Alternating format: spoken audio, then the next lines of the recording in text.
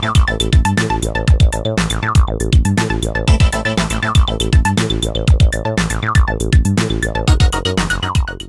we are doing a fashion show and we are doing all the makeup for the core.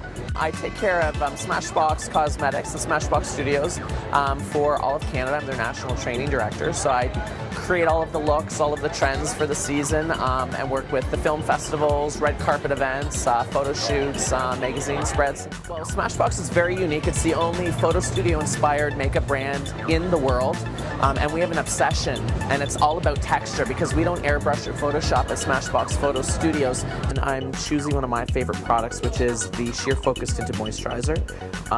Rather than using a foundation going into summer, it's wonderful because it has peptides built in there, so it's anti-aging, it's oil-free, it has SPF, and it gives you just a beautiful soft glow to the skin without it looking like you're wearing makeup, and you can go right underneath the eye with it. Somebody saw sort of an artistic side in me, saw that I looked at women's faces as canvases, and looked at angles and shape, much more of a mathematical sort of look at the face than just applying makeup. The next product I'm going to apply is something called Photo Op Under Eye Brightener. I'm going to get you to look up for me. This is our #3 selling product in the world.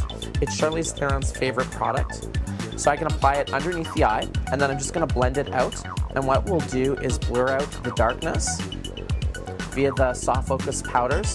The benefit is it is basically an eye cream, a brush-on eye cream, because it has vitamin K to regulate blood flow, aloe to soothe, red wine extract and vitamin C, and it gives you a beautiful brightening effect without it, without wearing cakey concealer. Really love to make women feel more comfortable in their skin because there's this huge plague where women look in the mirror and not like themselves, and if a little bit of makeup can make them feel better and feel more comfortable in their skin, then that makes it all worth it.